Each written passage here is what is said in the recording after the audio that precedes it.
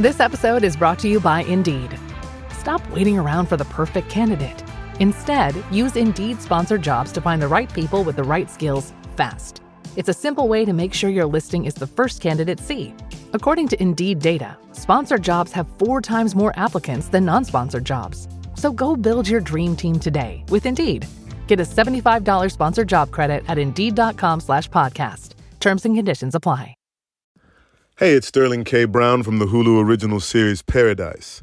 The next chapter begins as Xavier's search for his wife takes him above ground, and what he finds will change everything.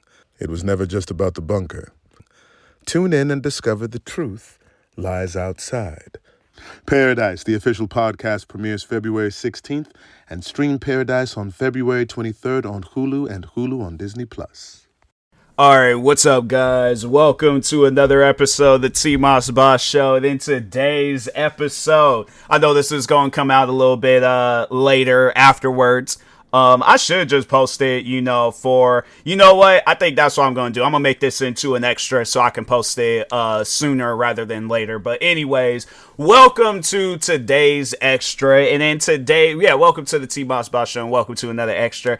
Why did I do 3 different introductions? Like, I don't get that, bro. I think I'm just still excited because of the Super Bowl because, man, if I could just talk on that real quick, this was something that a Seahawks fan needed for years because the last time we went to the Super Bowl, because it was that 2013-2014 season. And so then it was that year afterwards, so it's 2015. It was 2015. It was 11 years ago. Man, I'm telling you, like that Super Bowl was probably the most gut-wrenching Super Bowl, the 2015 one. That was the most gut-wrenching Super Bowl because we got so close. Like we literally got right there. We were going to win it. We were literally going to win this Super Bowl. They decided to do a passing play at the last second. All right, I guess for somebody that's not a football fan and you don't overall know what was, you don't know what I'm talking about and stuff. Pretty much, if I can say like this was a race, let's just say like the quarterback at the time, Russell Wilson. Let's say he's the racer in first place, right? He's in first place. Nobody is around him. He decides right there at like pretty much at the finish line, like before he even got inches away, like he is inches away from the finish line. He decides to bend down and tie his shoe and just let everybody just pass him up. That's pretty much what happened in that Super Bowl. He decided to do a passing play rather than just running the play in. And I guess like if we're still talking track terms, just run with your shoes untied. Because I'm saying my thing is this. If I was the quarterback at that time and I got the coach in my ear saying, no, you need to do a passing play right now. I'm telling you right now. And then on top of that, we had prime Marshawn Lynch. Okay, this was still actively on the Seahawks, Marshawn Lynch. Right behind me. I'm telling you right now. So this is what would have happened if that was me, if I was Russell Wilson, if I was the quarterback. So we probably would have, got out of the huddle, and then Pete Carroll been in our ears saying like, hey, so I want you to do a passing play and pass it to this player. I'm definitely going to be looking at each other like, is he serious? And we're 1 yard away? No. I'm like, Marshawn, look, I will buy you a lifetime supply of Icy Hot. You're going to run through those guys, all right, because you are a tank. Who are you? Marshawn Lynch. Get this ball, run it in. We're going to back-to-back Super Bowls, all right? That's what we heading for, okay? So, that's what I would have did, but it didn't go down like that. They passed the ball got intercepted, and it's like, bro, are you serious? Like, it was one of those things where it's like, you sit down, you're watching it on TV, and it's like, bro, it really feels like somebody hitting you across the chest with a steel bat. Like, what's going on right now, so yeah, we needed this Super Bowl, but what I wanted to talk on was the halftime performance and the quote unquote criticism, the constructive criticism that Bad Bunny is getting for this halftime performance, because I seen it, I watched it, I sat down, I watched the whole thing, and it was good. It was definitely one of those halftime performances where I might not understood one word that he was saying, but at the same time it was good. Like that, I guess with me, I learned to over the years, I learned to appreciate what music is. Music is an art. You ain't supposed to understand art all the time, but if you can appreciate the existence of the art, that's all that matters. Because the funny thing is, you could go to an art show, you can, and I guess like with me, I'm really big into sneakers. So I guess like in a way, you could say that there's at times where sneakers is kind of treated like a canvas. There's a story that is going to be told with this sneaker. So there's been times like the latest pair of sneakers I got are these LeBron James sneakers, where it was this so you would look at them and most people would just be like, that's just a gray sneaker, and it got like this like purplish highlight color where it's like if you hold it in certain areas, yeah, it changes colors and things. But there's a backstory to it, because on the back of it says keep talking, and I know a lot of people will probably be like, well, why does it say that? So for those that don't know, and I think it was because of the Breonna Taylor and George Floyd riots, LeBron James has spoke out and talked on that stuff.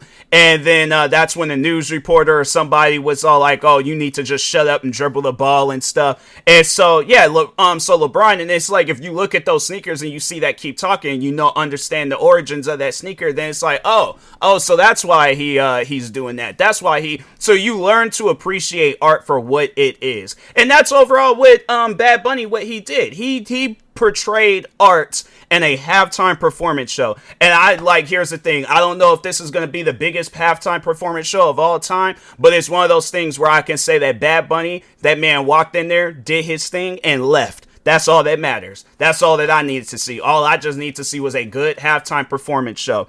Now, I wanted to overall, I guess, let y'all know what was going on while that halftime performance show was happening. Donald Trump decided to have a turning point, whatever the name is, event go on during the halftime performance show. Now he wanted to have it where he had his own artists performing. Now you would be thinking like, oh, okay, well, if we had Bad Bunny, he had to have had somebody, amazing, like better than Bad Bunny. He had Kid Rock, not Kid Cudi, okay, not Kid from Kid and Play, Kid Rock. That's who he had performing during Bad Bunny's halftime performance show. And it's one of those things where it's like, you look at Trump and you got to ask him, what were you thinking? Like, did you honestly thought that people were going to turn away from the Super Bowl just because it's like, oh, this man speaking Spanish, as if half of the people, if not most of the people that's watching the Super Bowl, they probably worked with employees that spoke Spanish and they didn't understand. Because I just say that because I remember at my old job, I had some Hispanic coworkers. These guys that get to talking around me speaking Spanish, they look at me and be all like, ain't that right, Tyler? And I'm like, right on, bro. Yeah, what you said, with the thing and stuff. I don't know what these guys is talking about, but the thing is this though. They passionate about their conversation. You learn at a very young age that you just learn to accept people for who they are. You're going to have people speaking Spanish. You're going to have people speaking Japanese. You're going to have people speaking Chinese. What else? I'm saying, I guess people coming up with their own languages and stuff. People using slang. You learn to appreciate what a conversation is. Now, you might not understand the conversation most of the time, but you learn to appreciate it. You learn to, if not appreciate it, you learn to accept it and move on. Now, let's get back to this Kid Rock turning point halftime performance show. Why did Trump think that he was going to outdo Bad Bunny in his halftime performance show? And my question to Kid Rock, him being an American citizen, hold on for a second. Let me just check and see what state Kid Rock was born in. Kid Rock was born in Romeo, Minnesota. No, Michigan. Okay, I don't know. My brain wasn't he hip hop. What? Dang, ain't no way, bro. But anyways, yeah, he's overall he's from here. That's overall that just needed what needed to be established, that he is from here.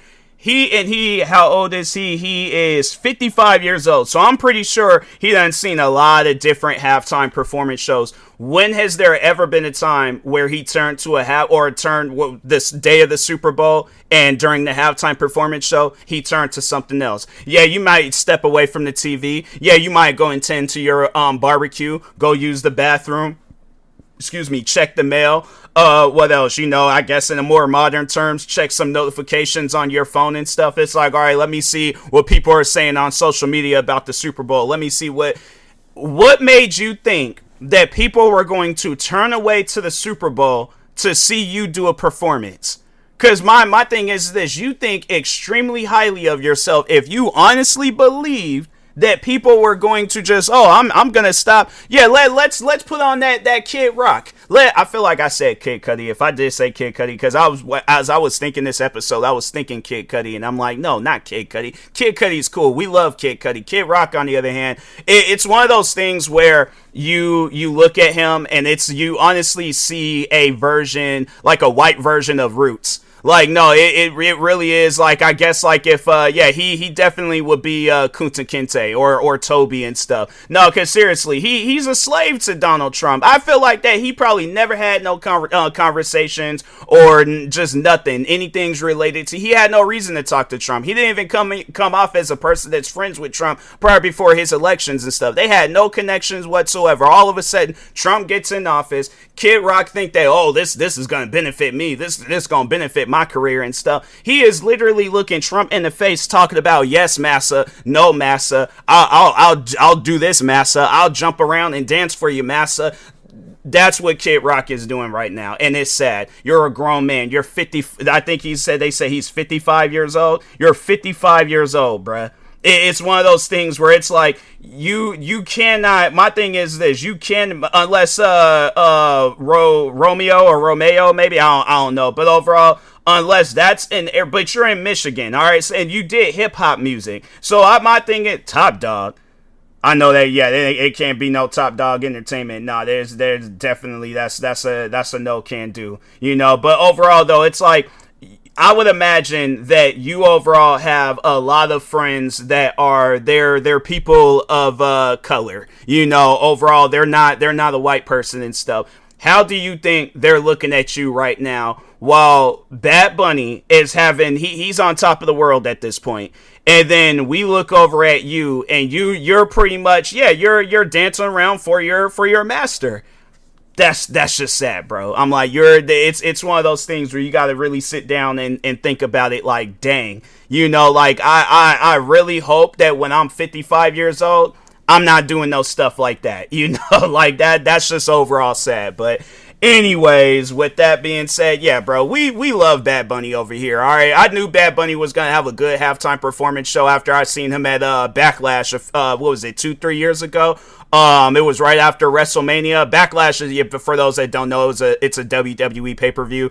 And that Bad Bunny, I'm telling you, the way that man was wrestling, you would have thought that he was a professional wrestler turned singer and went back for old time's sake, like, let me see if I still have it and stuff. Like, because I think he did say that he is a wrestling fan, so that's why he was like so passionate about wrestling and stuff. But yeah, I knew that Bad Bunny was gonna have a good halftime performance show. Like, for those that never seen this man wrestle, go watch. I think they do have the full match on YouTube. Watch Bad Bunny wrestle, because honestly, it's one of those things where it's like, and that's the thing, because I know people will probably be all like, oh, well, he probably had a stunt man, he had somebody out there doing the stunts. I don't think you understand what wrestling is. Like I said, go watch his wrestling match with Damian Priest, and it's, man, I'm telling you, it's one of those things where you watch it and it's like, there's no way that this man was moving like that. All right, he's like literally the Michael Jackson of Puerto Rico.